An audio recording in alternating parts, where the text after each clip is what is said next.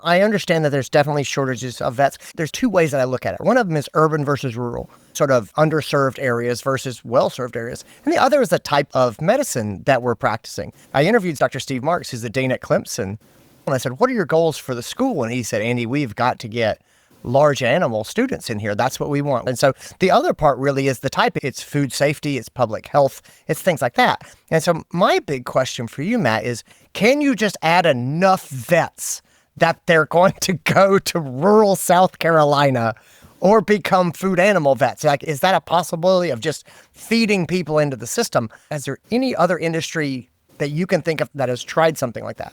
I can't think of one off the top of my head. Typically what we think about is providing financial or other incentives for folks to take on these roles that maybe aren't being taken up elsewhere.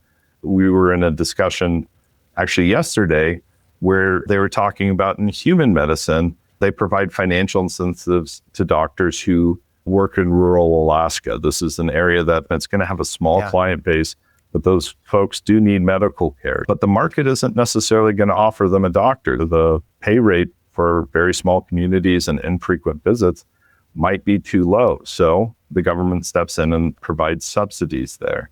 So where I've seen corrections made isn't through, let's say, a fire hose type approach where you just pour more labor into the market and hope for the best, but usually more targeting what your actual objective is. And if it's to get folks in these communities, I think providing some carrots to do that would probably be more effective.